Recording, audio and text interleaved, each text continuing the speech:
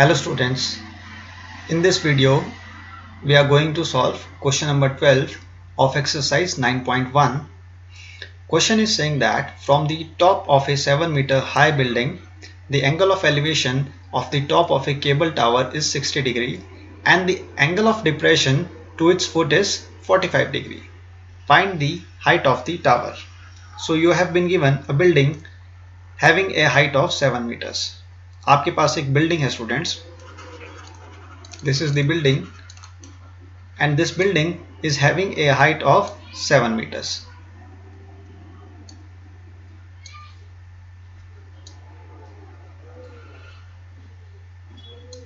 This building is having a height of 7 meters. Clear?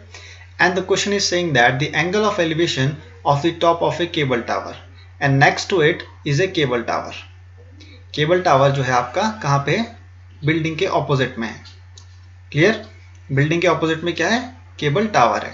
This is the base और we can say ground. Students, the angle of elevation of the top of the cable tower from the top of the 7-meter high building. From the top of a 7-meter high building. 7-meter high building is over here and from the top end of the building the angle of elevation of the top of the cable tower is 60 degree and this is the cable tower. This is the cable tower. The angle of elevation from the top of the building to the top of the cable tower is 60 degrees. So I will draw a line over here and the angle of elevation forming over here, angle of elevation is how much? 60 degree from the top of the building to the top of the cable tower. And the angle of depression, what is angle of depression students? Angle of depression जो होता है आपका वो opposite to angle of elevation होता है. Angle of elevation आपका ऊपर की तरफ जाता है यानी कि vertically ऊपर की तरफ. ठीक है, आपका एंगल ऑफ एलिवेशन कहाँ के लिए बनता है? ऊपर. ठीक है, और एंगल ऑफ डिप्रेशन कहाँ बनता है? नीचे की तरफ के लिए. तो आपको कंफ्यूज नहीं होना है. तो एंगल ऑफ डिप्रेशन कहाँ से बनेगा स्टूडेंट्स? एंगल ऑफ डिप्रेशन कहाँ से बनेगा? Top of the building to the foot of the cable tower. Clear? Angle of depression will be formed from the top of the cable tower to the foot of the cable tower. Clear? And it has been given the question, the angle of depression of its foot is 45 degree. So from here you will form the angle of depression to this point and it will be 45 degree. तो यहाँ से आपका जो angle of depression बन रहा है वो कितने का बन रहा है? 45 डिग्री का बन रहा है. स्टूडेंट्स, आपको पता है कि आपके पास दो पैरेलल लाइंस है. पैरेलल लाइंस कौन सी है? एक तो ये वाली, this is the first line and this is the second line. These two lines are perpendicular to each other and the line is bisecting them in a diagonal way. Diagonally आपको ये दो parallel lines क्या कर रही है? Bisect कर रही है. तो आपको पता है एंगल क्या हो जाएंगे? आपके ऑल्टरनेट हो जाएंगे. तो 45 डिग्री आपका जो यहाँ पे फॉर्म हो रहा है वो बॉटम में भी फॉर्म हो जाएगा क्योंकि ये कैसे एंगल्स हैं? Interior alternate angles. आपके पास देखिए दो पैरेलल लाइंस है. क्लियर? मैं आपको इसको डिफाइन कर देता हूँ लाइंस को. सबसे पहले मैं इसको ले रहा हूँ पॉइंट को A, इस पॉइंट को मैं ले रहा हूँ आपका टॉप को B, this point I am taking as C and I will take the bottom point of the cable tower as E and the bottom point of the building as D. तो आपके पास जो line DE है वो parallel किसके? AC के. Let me write over here AC is parallel to DE. Clear? And AE is a diagonal. What is AE? AE is a diagonal. And what diagonal is doing? Diagonal is bisecting these two parallel lines. So angles which are forming, they are alternate angles. Alternate angles अगर form हो रहे हैं तो आपके पास क्या होंगे? Interior जो opposite angles होते हैं वो क्या होते हैं? सेम होते हैं. अगर यहाँ पर 45 डिग्री है तो बॉटम में क्या फॉर्म होगा? 45 डिग्री ही फॉर्म होगा स्टूडेंट्स. क्लियर? इसलिए आपको कंफ्यूज नहीं होना है. तो अब हम इस क्वेश्चन को सॉल्व करेंगे स्टूडेंट्स. आपको क्या कह रहा है क्वेश्चन? कि आपको फाइंड करनी है केबल टावर की हाइट. आपको पता है स्टूडेंट्स, अगर आपके पास AD जो है वो कितना है? 7 मीटर्स है. What is AD? AD is 7 meters which is the height of the building. Clear? AD is 7 meters which is the height of the building. So AD will be equal to CE. AD किसके equal हो जाएगा, CE के equal. तो CE को आप क्या consider कर सकते हैं students, what you will consider CE, CE can be considered as 7 metres also. CE क्या होगा आपका 7 मीटर्स, क्योंकि AD किसके इक्वल है, CE के इक्वल है। क्लियर, आपका बेस तो सेम है, बेस क्या है आपका DE। क्लियर, और यहाँ पे आपका जो ये लाइन ड्रॉ हो रही है horizontally, what is this, this is for the angle of elevation and angle of depression. Clear, base तो आपका सेम ही होगा, क्योंकि बिल्डिंग कहाँ खड़ी है, वो बेस पे खड़ी है। बेस क्या है, ग्राउंड। बिल्डिंग का जो बेस है आपका, क्लियर, जो फुट है बिल्डिंग का, वो कहाँ पे है, ग्राउंड पे है। और केबल टावर का फुट कहाँ है, ग्राउंड पे। और ग्राउंड कहाँ पे फॉर्म हो रहा है आपका, DE पे। ठीक है ना। और टावर जो बिल्डिंग है आपका, बिल्डिंग के टॉप से क्या हो रहा है, एंगल ऑफ एलिवेशन फॉर्म हो रहा है, यानी कि बिल्डिंग के टॉप से एक पर्सन जो है वो केबल टावर को देख रहा है। क्लियर, बिल्डिंग के ऊपर खड़ा होकर एक व्यक्ति क्या कर रहा है, वो केबल टावर के टॉप को देख रहा है। तो एंगल ऑफ एलिवेशन कहाँ से फॉर्म हो रहा है, बिल्डिंग के टॉप से, कहाँ के लिए, केबल टावर के टॉप के लिए। तो एंगल जो है वो 60 डिग्री का फॉर्म कर रहा है। और बिल्डिंग के जब वो टॉप से देख रहा है किसको, केबल टावर के फुट को, तो एंगल ऑफ डिप्रेशन फॉर्म हो रहा है। क्लियर, और एंगल ऑफ डिप्रेशन कितना है आपका 45 डिग्री। तो ये आपके पास जो है हॉरिजॉन्टल लाइन है, this is imaginary line. What is AC, AC is an imaginary line just to give a significance to the angle of depression and angle of elevation. Clear, base तो आपका DE ही रहेगा हमेशा, क्योंकि आपकी building और cable tower कहाँ खड़े हो रहे हैं, बेस पर ही खड़े हो स्टूडेंट्स।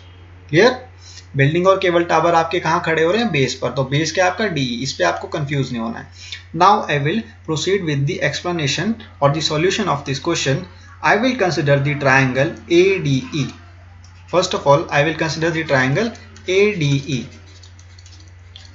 ADE जो आपका ट्राइंगल है स्टूडेंट्स, इसमें आपको क्या गिवन है, perpendicular. What is perpendicular? Perpendicular is the height of the building, which is 7 meters.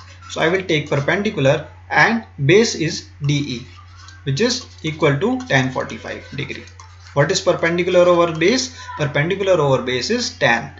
So angle forming over here is angle of depression, which is 45 degree. Clear? तो आपके पास 7 meters क्या है, perpendicular है, base क्या है आपके पास DE, which will be equal to tan 45. What is the value of tan 45? Tan 45 is 1. Clear? So अब आप क्या करेंगे स्टूडेंट्स, जब इसको सिंप्लीफाई करेंगे तो आपके पास D की वैल्यू क्या आएगी, इक्वल टू 7 meters आ जाएगी। What will be the value of the base? Base will be equal to 7 meters. So value of DE will be equal to 7 meters. I hope आपको clear है। Now I will take the triangle ABC. अगर आपका base DE 7 meters है तो AC क्या हो जाएगा आपका, AC क्या हो जाएगा आपका, वो भी 7 meters ही हो जाएगा, क्योंकि ये दोनों क्या है, पैरेलल लाइंस है। And AC is an imaginary line just to signify angle of elevation and angle of depression. If DE is equal to 7 meters, so it will be equal to AC, because AC is an imaginary line. So आपको confuse नहीं होना है। आप AC आपका क्या है 7 meters है, क्यों, क्योंकि DE आपने क्या find out कर लिया है 7 meters. Now you will take the triangle ABC.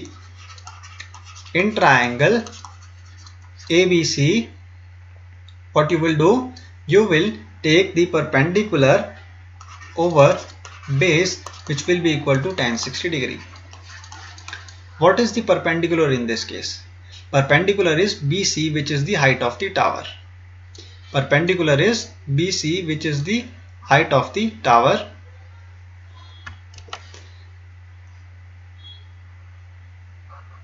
Height of the tower from the upper end of the building. Clear? आपका टावर की हाइट क्या होगी स्टूडेंट्स, BE है, लेकिन आपको पता है कि CE जो आपके पास ऑलरेडी गिवन है बिल्डिंग की हाइट, उसके इक्वल होगा। क्लियर? जस्ट आपको अगर टावर की हाइट फाइंड आउट करनी है तो BE में क्या करना होगा, आपको BC को ऐड करना होगा CE के साथ, तब आपकी हाइट क्या निकल जाएगी, केबल टावर की निकल जाएगी। अब आप क्या करेंगे स्टूडेंट, सबसे पहले परपेंडिकुलर को लेंगे। तो परपेंडिकुलर क्या होगा ABC में, BC. What will be the perpendicular? Perpendicular will be BC, and what will be the base? Base will be the AC, which will be equal to √3. Clear? So what will be BC over AC?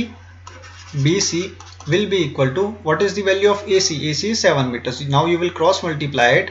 It will become 7√3 meters. तो आपके पास BC की value क्या आ गई? 7√3 metres. Clear? अब आपको पता है students, आपको क्या निकालना? Height of the cable tower. आपको height of the cable tower निकालनी है. Height of the cable tower आप कैसे निकालेंगे स्टूडेंट्स? देखिए, height of the cable tower will be equal to BC plus CE, which will be equal to BE. BE क्या है आपका? Height of the cable tower है students. Height of the cable tower क्या है आपकी? BE. तो BC की value आपके पास क्या आई है? 7√3 आई है, क्योंकि बेस क्या है आपका? DE है. टावर कहाँ खड़ा है आपका? केबल टावर कहाँ से स्टैंड कर रहा है? E पॉइंट से कहाँ तक के लिए? B पॉइंट के लिए. और बिल्डिंग का बेस क्या है? D है. तो यानी कि बेस दोनों का सेम है. ग्राउंड पे खड़े हैं ना दोनों, बिल्डिंग और केबल टावर कहाँ पे खड़े हैं? ग्राउंड पे. और ग्राउंड क्या है आपका? DE. D is the ground. Clear? तो आप क्या करेंगे? हाइट जब केबल टावर की निकालेंगे तो किस पॉइंट से निकालेंगे? E पॉइंट से निकालेंगे. यानी कि आपको बिल्डिंग की हाइट भी ऐड करनी पड़ेगी. किसमें? BC में. जब आप बिल्डिंग की हाइट यानी कि CE की हाइट जब ऐड करेंगे BC में, तब आपकी ओवरऑल क्या निकलेगी? केबल टावर की हाइट निकलेगी स्टूडेंट्स. तो आपको ये ध्यान में रखना है, 7√3 that is the value of BC plus CE. What is CE? CE is 7 meters, which is the height of the building, will be equal to BE. BE is the height of the cable tower. Now you will take 7 as common. √3 plus 1 will be equal to BE. Clear? Now BE will be equal to 7 bracket √3 plus 1 meters. So height of the cable tower will be equal to 7 bracket √3 plus 1. I hope आपको steps clear हैं question के, कि मैंने किस तरीके से इस question को सॉल्व किया. इसमें ज़रा सा कंफ्यूजन था स्टूडेंट्स आपको. ये आपके लिए क्या था? Angle of depression. Angle of depression देख के आपको समझ में नहीं आएगा. वो क्यों नहीं आएगा? क्योंकि ये आपके लिए नया कॉन्सेप्ट है. आपको कंफ्यूज नहीं होना है. जस्ट आपको क्या करना है स्टूडेंट्स, मैंने एक वीडियो में angle of line of site क्या होता है, एंगल ऑफ डिप्रेशन क्या होता है एंड एंगल ऑफ एलिवेशन क्या होता है, मैंने एक अलग से वीडियो में एक्सप्लेन किया है आपके लिए, जो कि मैंने पहले उस वीडियो को डाल दिया और मैंने उसका लिंक आपको डिस्क्रिप्शन बॉक्स में भी शेयर किया है. अगर आपको डिस्क्रिप्शन बॉक्स में नहीं मिलता है तो ऊपर दिए गए आई बटन पे आप क्लिक कर सकते हैं. वहाँ से आपको कॉन्सेप्ट्स क्लियर हो जाएंगे कि क्या एंगल ऑफ डिप्रेशन होता है. ठीक है? Angle of what is angle of depression, you will get an idea from that video. So first of all go over there and just watch that video to understand the concept, then you will get an idea about this question. I hope question number 12 आपको clear है. If you have any query or question related to this video, just ask me in the comment box. I will clarify your doubt. Thank you students.